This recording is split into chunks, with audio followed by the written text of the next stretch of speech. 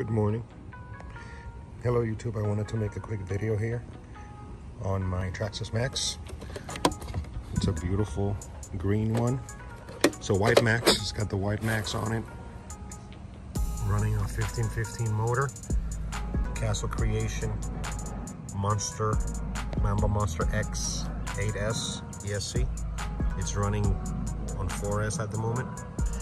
The fan is unplugged because, believe it or not, I'm running the smallest spur gear and the biggest pinion on here. 46T on the spur, 27T on the pinion gear, and this thing is running cool.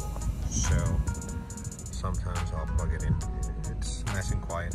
The ESC only turns on the fan when needed, and because of the new Cyro drive or Cryo drive or whatever it's called, it doesn't even get warm at all. Plus I'm running it on 4S instead of 8S. Here's my setup. Another thing I wanted to talk about is the tires. These are belted tires. I've been through quite a few set of tires, and I think I have found the best tires for my setup. Some people may differ. This is what I like. So for the street, I have these Sweep RC racing tires, really nice. These are the on-road tires. They're called the Road Crushers. Really nice belted tire. Slightly heavier than stock. And then for dirt and your regular bashing, I have the Terrain Crushers. This is my second pair of these. I have them with the black wheels as well. They're really nice if you hate ballooning on these setups here, these high-speed setups. This is more of a high-speed basher than it is a regular basher. So I have modified the differential oil and a couple other things. For example, the center differential here is running at the moment a little small combination of 100K and the 20 million silicone oil to make it slightly softer. It still will pop wheelies on the man, but if I wanted to keep the nose down, I can do that at any moment as I please as well, which is nice for this setup. So let's talk suspension.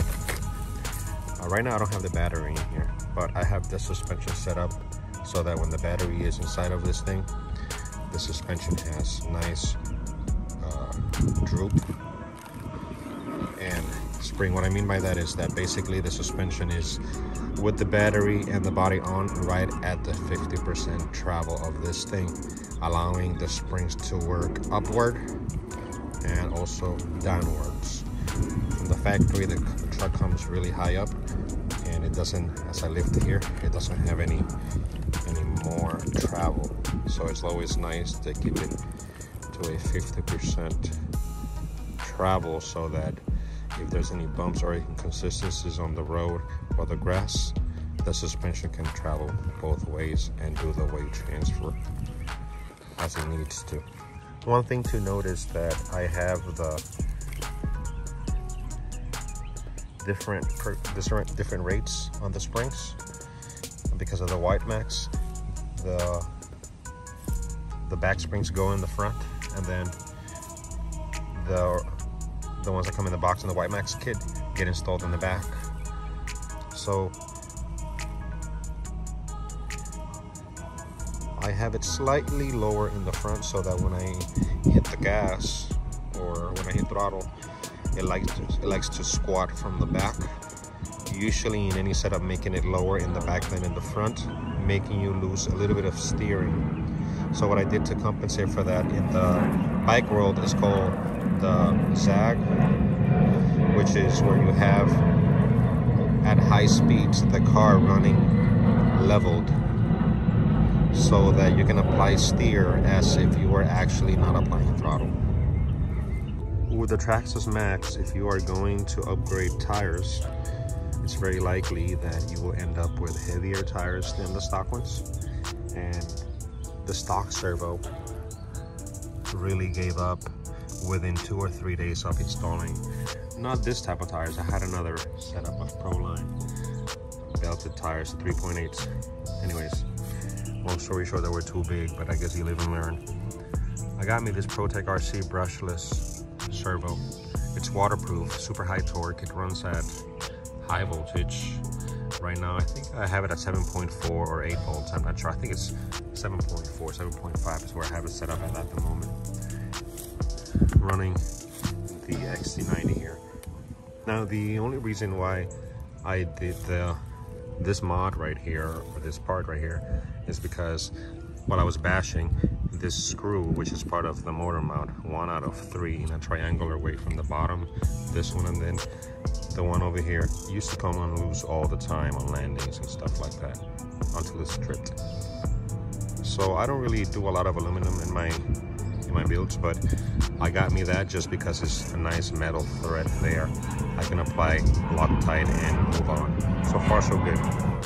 As far as shocks, this is the stock shock. Stock cap never came undone on me. It's always been great. I don't have to worry about that. This is a nice durable truck. In the rear, I'm running 80 weight. In the front, I'm running 50 weight. I allow weight transfer, so I go a little bit softer in the front to allow the front end to pop up a little bit during acceleration and allow weight transfer to the back, giving me more traction. The downside of that is that while you apply brakes, it'll also squat on you in the front. So you would have to learn how to drive the machine in order to avoid that from happening, or weigh your options and decide whether you want to do this or not. Rear diff is running at the moment right in here, 100K,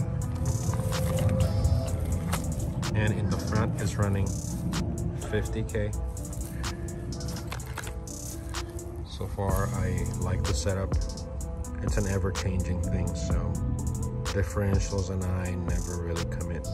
We keep changing them because I guess you never really truly find the right setup.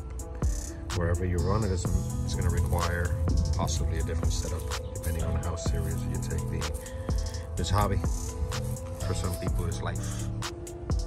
One thing to note here is the adjustments on the suspension, other than the preload adjustments, is this one position here could be changed to the outside position hole, and this will give you a firmer suspension, helping you out with the squatting on the rear. And you know how it likes to bottom out, so it'll help with that. It'll still bottom out, but not all the time, so that really helps a lot. If you have bottoming out issues on the rear, a lot of people tend to concentrate on working on the rear to get rid of that, but a good way to be able to get rid of that would actually be to enable more weight transfer to the front when the car lands. So if you make your front springs softer as the car lands, it'll squat a little bit more from the front, transferring some of this weight that way. Therefore, the front springs will actually be helping you out with some of the rear weight. Keep that in mind, guys, because it's a nice tip. If you have that issue, you can just loosen up the preload just a tiny little bit. I usually like to go 1 notch at a time, so if I have it there, I would just go like 3 millimeters to each side and then test drive it. A little bit of adjustment goes a long way. Try to avoid going based on measurements here, because as you come up with your own idea of what the space that you think you may want to have there, you may actually overdo it. So that's it, guys. I hope you guys have enjoyed my video. I don't really record a lot of videos, but if you guys find this useful, I can go ahead and record more videos to provide the information that is lacking on YouTube. It seems like there's not a lot of information regarding this specific model other than the average stuff. Oh, I forgot to point out another thing. This mod right here. Every time I get a new body, I get a marker and mark it here, trace it and cut it. Why?